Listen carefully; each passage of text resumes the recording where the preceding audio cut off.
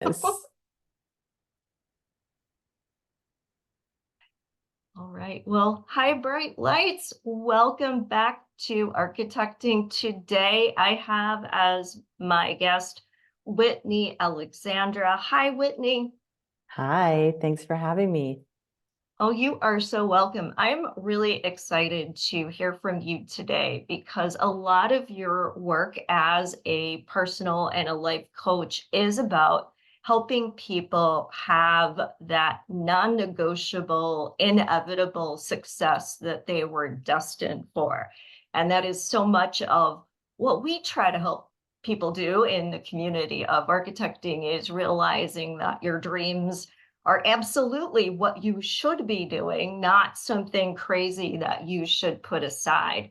So, to get started, I always like to have my guests share their life path because it's really easy when someone is successful to say, well, of course they made it. But the path to get there is not always that easy. And there's lots of moments where you could have had self doubt or you could have played small. So I would love it if you would share your story of how you got to do what you're doing and became so successful with it. Yeah, happy to. And you say you could have played small and you could have let some of those fears hold you back. I did, right? And I think that's the story for so many. Just because you've chosen that one time or you've been in, a role or a place or something like that, it doesn't mean that you can't make a new choice, even starting today. And so for me, I really fell into what I'm doing as a performance coach. I started working with a bunch of accountants who you would not think who you would not think would be hiring somebody like me. But I really started working with them to grow their business, to see the potential, to help them position themselves as experts. And at that time, they called it marketing. Now I know that it's really performance coaching, helping them to build their business and really see what's possible. But for me, I really stayed behind the scenes in business for at least 10 years. And it wasn't until I had, my dream job that basically fell apart. I was like, this is the thing, this is the dream. And it fell apart. The company ended up being sold, chopped into parts, and I was sort of left like, okay, what am I supposed to do now? And it wasn't until everything kind of fell apart that I really fell, you know, fell into what I'm doing now and really started working with entrepreneurs, specifically women entrepreneurs. I work with a lot. Um, and yeah, so it's been 10 years of working with entrepreneurs. I love it. I would not do anything else in the world. So yeah, it's very much a story of everything collapsing and holding on to the good parts that are left and really putting your energy into that future possibility. Yeah, those tower moments. So you and I were talking a little bit about astrology and numerology and maybe tarot too. And people may know I'm also a feng shui practitioner. And in tarot, there's that card, the tower, and it kind of represents that moment of reckoning where you're being called to kind of be the phoenix rising from the ashes and what you thought you had built kind of falls apart. And a lot of people live their whole life in fear of that tower moment, but it sounds like you embraced it. So, can you talk a little bit about why those moments are so important and actually the key to unlocking success? Yes, I've had a couple of tower moments. And and it is that time where you look around and you're like, I'm working so hard to keep everything together. And what would happen if I just let go for a minute, right? And I really believe that those are the moments where you're really into the flow and alignment of like what is really meant for me is going to present itself or still be here, still be standing. And I think for me, it was knowing that the things falling apart, that there was something better that was coming for me, even though that's really hard in the moment. It's easy to say on the other side, But certainly having enough proof points, having had it a couple of times now, to know that there's always something way better than you could have imagined on the other side, no matter how difficult the circumstances are. And so for me, it's really just having that mindset and also powering through, like focusing on the good stuff and really like one day at a time, one foot in front of another, just go. Yeah, and I've often found that when we are ready to evolve, to take that next step, we get lots of clues.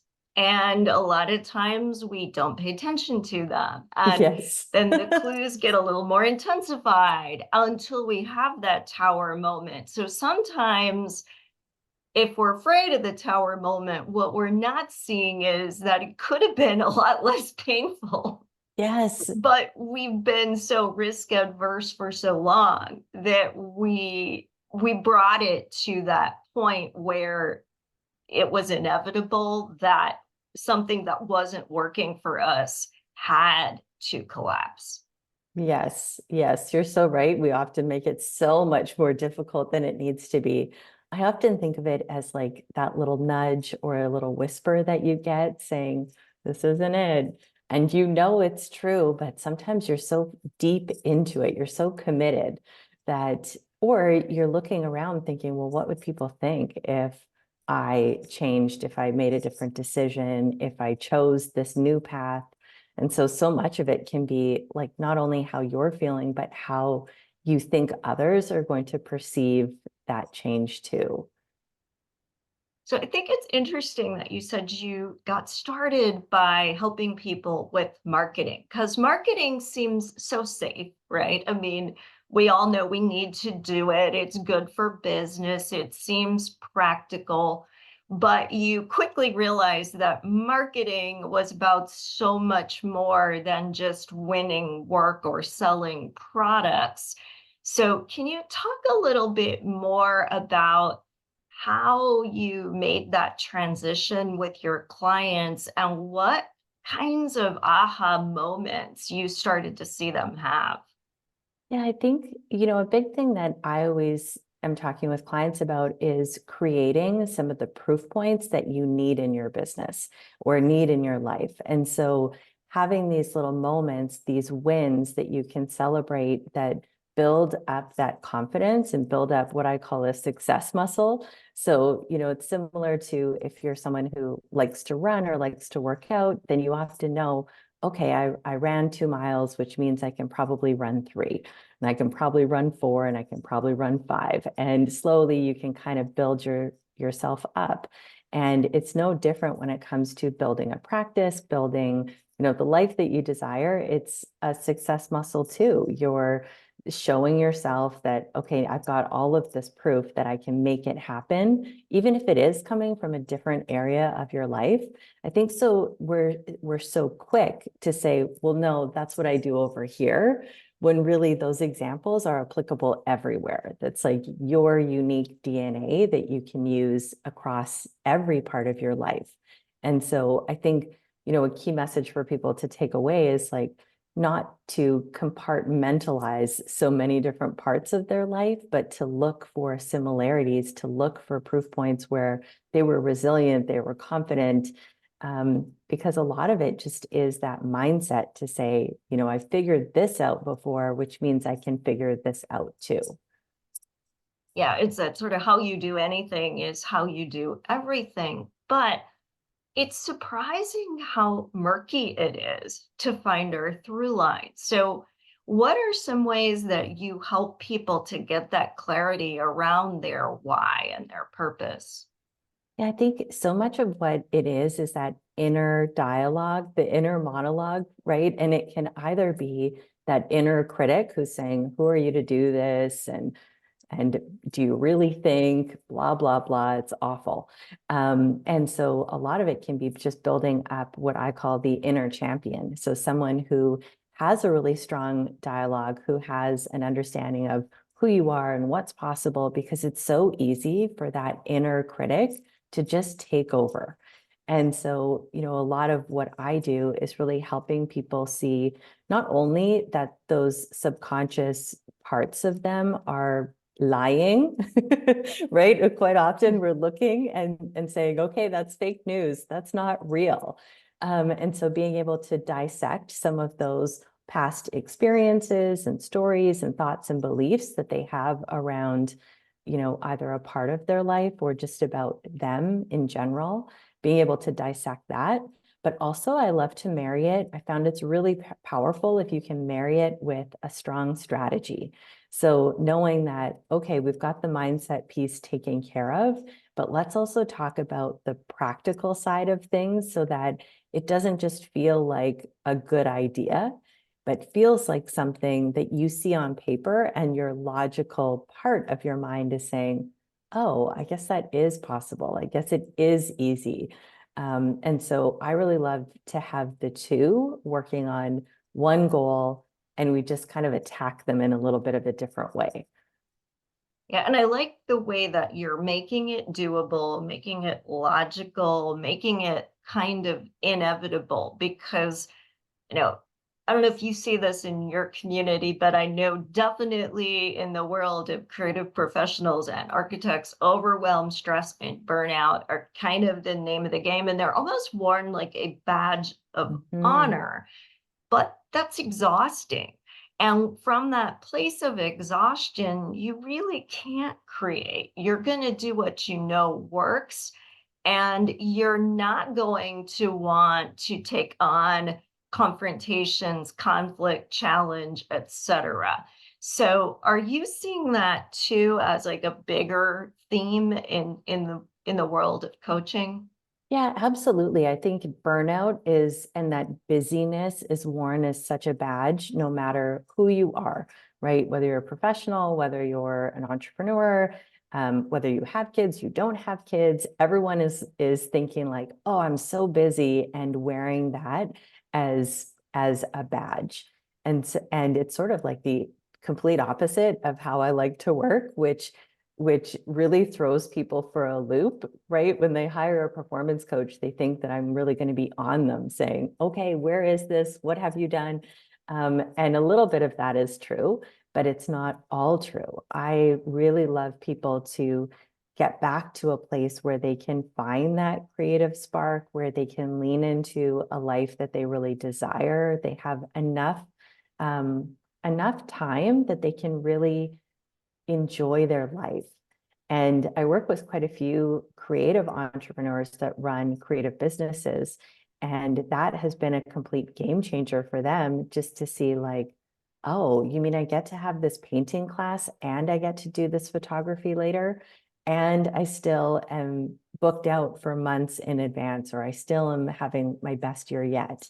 And so it's really adding a lot more of the creativity back.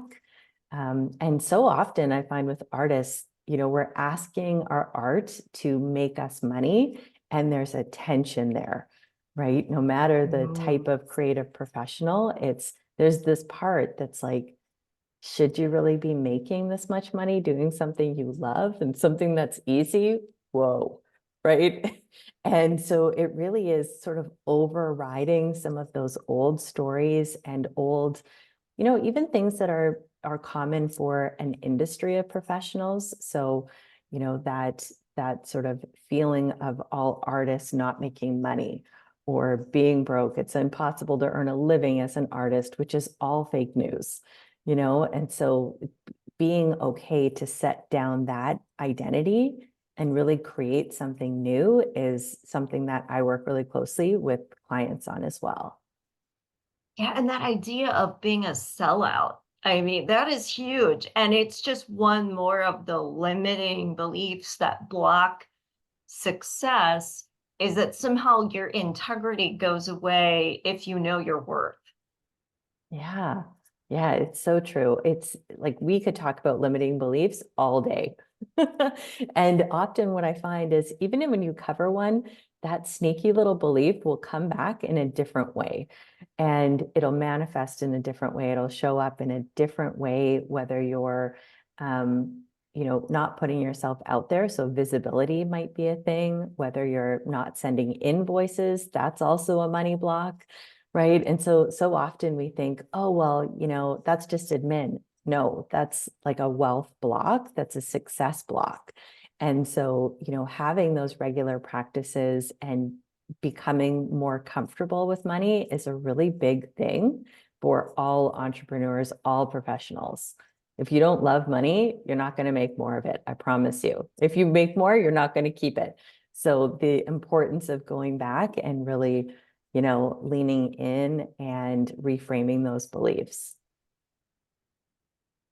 So, what do you think is the biggest limiting belief, and how do you help people to move past it? I think the biggest belief I hear from people, all professionals, I'm not good enough. Yeah, the imposter. Yes, I'm not good enough. This isn't good enough. My work's not good enough. Good enough is something that absolutely every person on this planet feels and thinks. And sometimes it's just for a moment, and then you remember who you are. You're like, oh, of course I'm good enough, right? Of course I'm worthy. Of course this is amazing. But everyone does have that shared belief. And we go into stories so often about why we're not good enough this time, right? And what it would take for it to be good enough next time. And, some of that is really what drives, I think, artists of all kinds to iterate and improve their work. So there is a little bit of that I think is healthy, right? That continues just to drive more performance.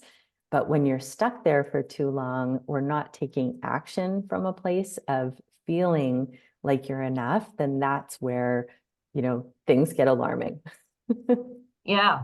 And I think there's also in a creative profession, it starts with the education process, which is usually a studio kind of environment where you're making something that you then present for critique. And of course, the job of the critic is to poke holes in whatever you did. And like you said, the intent is to help you grow and improve. But often what we internalize is that feeling that we are worth less. And it persists throughout our professional life and even into our personal life, and makes us feel like we have to work really hard to earn success, which is the money thing you talked about, but also makes us not want to be seen, which is another thing you talked about, because of this fear of having our flaws or lack of ability or lack of mastery exposed. And Mhm. I think that is a huge challenge. And it goes with the who am I to do this thinking. And it really does, I think, cheat the world out of what you have to offer.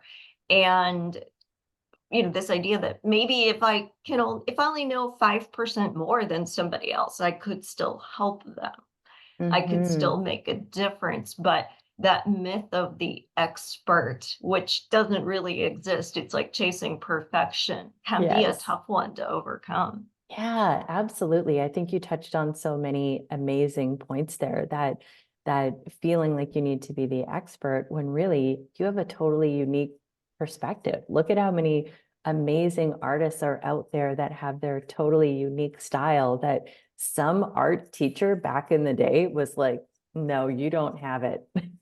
And I think so often we're looking for outside validation of the work that we're doing, even for entrepreneurs that are more business focused. It's, you know, am I selling?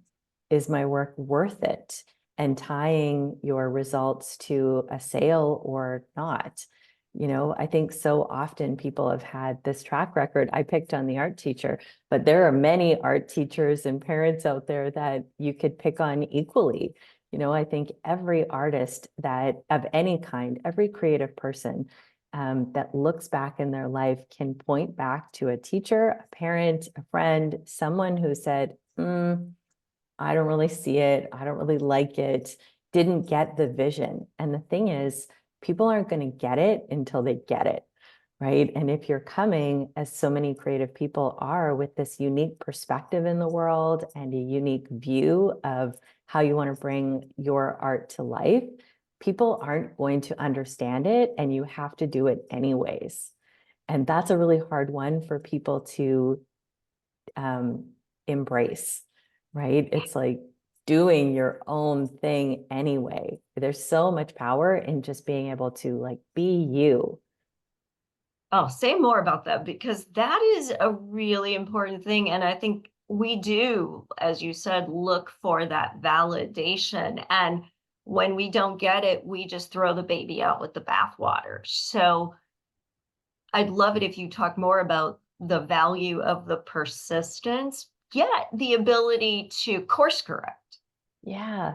Yeah. And, I think it's such a dance between the two outcomes, right? Because you want to be taking in feedback. So let's say you're a creative professional, you're any kind of business owner, and you're okay, people aren't buying. Why might that be? Is it because of the quality? And so I think really getting to a place where you can be more objective in looking at the work. Okay, I think the work was technically done right. All right, where did it not meet some of these marks? And really removing some of the emotion from it can be really helpful. Even just starting to ask more helpful questions. So when you hear things like, well, this isn't good enough. Who are you to do this? It's like, okay, well, is that true?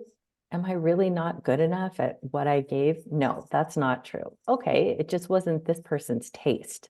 And I think some of that aesthetic, people are absorbing creative ideas from all around them. They're getting more comfortable with new design aesthetics that come in. And so, they are comfortable because they've seen it before. And it's like repetition in the world with Mm. anything. It's like, you say these affirmations, you're going to become more comfortable. You repeat something awful to yourself, that's going to become more comfortable. Like, if you want to really stretch yourself, here's a fun, it's an enlightening experience. Okay. So in front of a mirror and telling yourself 5 amazing things about yourself, and then flip the script and come up with the 5 worst things that you say, and notice the way that they feel in the body is so different. We are so uncomfortable saying like, wow, you are incredible. I am so proud of you. You are an amazing entrepreneur, whatever the wonderful things you want to say. That feels uncomfortable. And that should tell you everything you need to know. We are so comfortable critiquing ourselves, and we hear that inner critic all day, every day, that when it comes time to receiving compliments, even if you're giving them to yourself, it's uncomfortable for people. And, I think so often we are not used to receiving.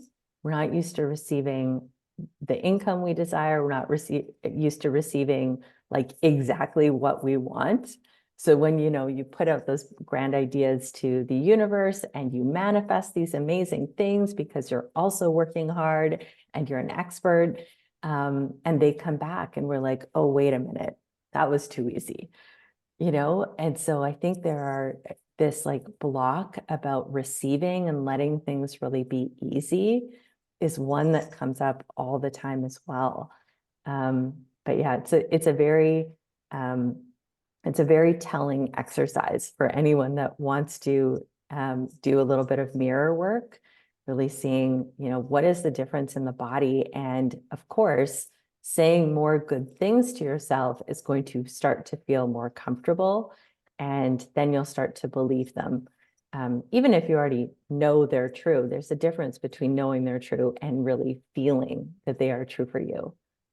I love that. I'm going to try that. I think that is incredible because we've all heard of affirmations, but I think really the somatic experience of what we're hearing, being fully grounded in our body, is something that a lot of us are not used to. We're used to being burdened by our body and oh, I have to take some Advil so I can keep working because I'm in Yes. pain, versus saying, what is my body trying to tell me? But also using our body to guide our intuition of what feels good, what doesn't feel good. So I love that exercise. Um, you also talked a little bit about, kind of this idea of being a good person, right? And if we're a good person, we're humble. So that Hmm. that feeling of being judged, or if I say I'm this good, then people will try to take me down, versus if I downplay myself and they agree with me, okay, and maybe they'll disagree with me and validate me. So there can be a little bit of fishing even going on there. Yeah, yeah, it can definitely be phishing as well. I think so often we're used to, okay, you pay me a compliment and I'm going to pay you one right back. Mhm. Okay, you paid for this and I'm going to split the check with you, right? And we sort of block all of this prosperity and the things that we're like meant to receive. And so where I really love to encourage people is to get to a place where you can just be in receive mode, right? Someone pays you a compliment, thank you. And you're not downplaying it by like, oh, this old thing, or no, I just threw this together. You're not downplaying it. You're simply just receiving the compliment for what it is. And, those are just some small things that you can do, but it shows up everywhere. It shows up when we discount our work because we don't think that anyone should pay full price, or we get uncomfortable with sending an invoice. It shows up it shows up everywhere. And it's so interesting that like block, I always tell people, don't block prosperity. Right?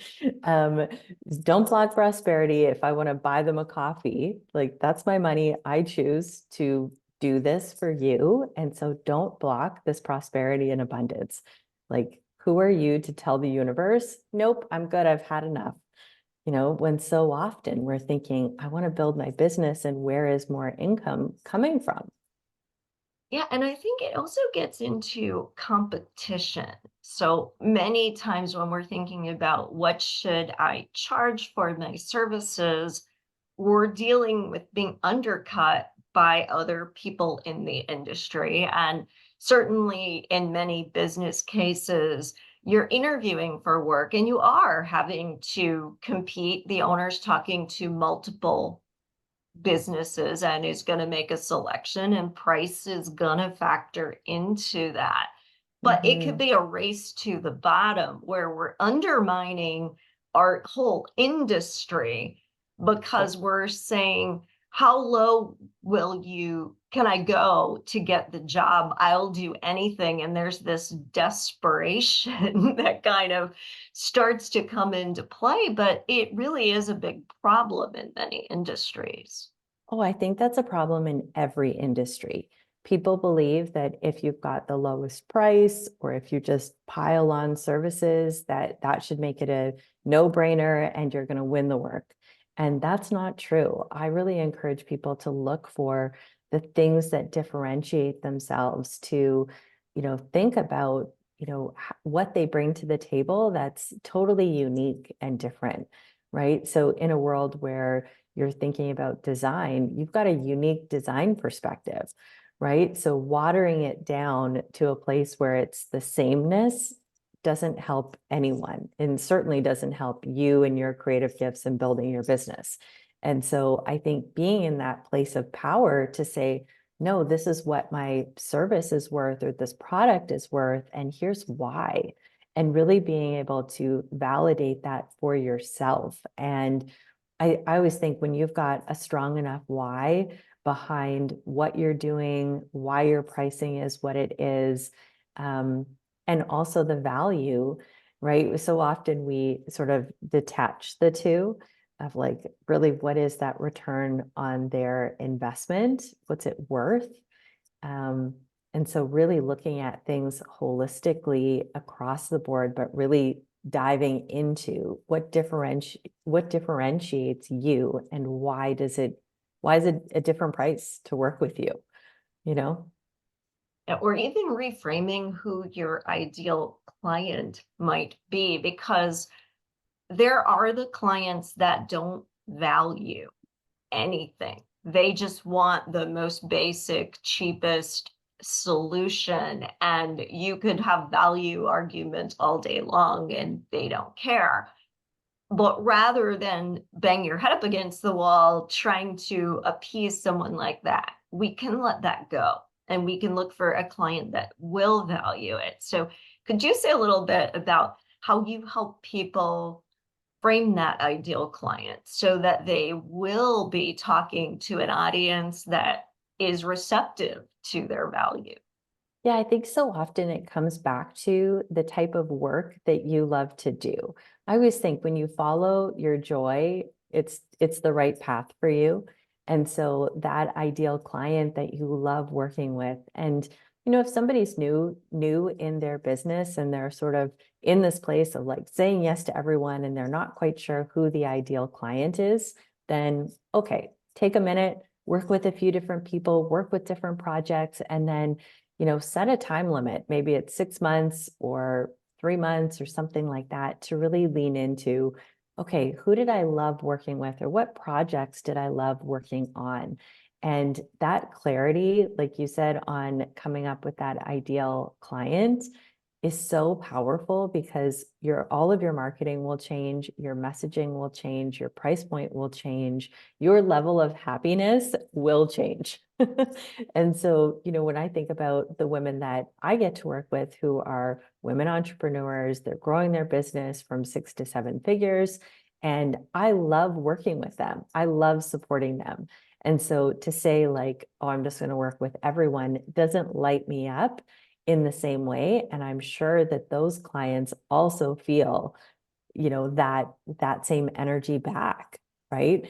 And so I think it is both sides. We're attracting those people and they are also attracted to us, but having clarity is really going to just unlock every other part of your business and make it a whole lot more joy filled to go through your day and really build the business that you're passionate about. Yeah, that makes such a difference. Well, I really enjoyed our conversation today. There was just so much gold in everything that you said. So, if people are interested in working with you and maybe reframing their approach to business, how can they learn more about you? How can they reach you? Yeah, so they can go on my website. It's whitneyalexandra.co. And I'm always on Instagram, so they can always send me a message or follow me on Instagram as well. I'm whitney.alexandra. And so, as a parting thought, what is the biggest message that you think people really need to hear in 2024 as they are planning their year so that they can be the best position for success? Key message, you can have absolutely everything that you desire. Full stop. You can have it all. And so if you're in a place where you are settling for what you think is possible or what you did last year, that's so last year. It's so boring. Get to a place of, lighting up your desire, your joy, and really just the sky is the limit. Build the business of your dreams and commit to it wholeheartedly because it can be yours and it can be a whole lot easier than you think. Amazing. Well, thank you again for chatting with me today. I really appreciated all of your insights, and everyone definitely follow Whitney, share your thoughts on this episode. I'm sure she would appreciate hearing from you, and consider her services because I think we all need to kind of realign our expectations so that we can unlock our greatness. Absolutely. Thanks for having me. Thank you.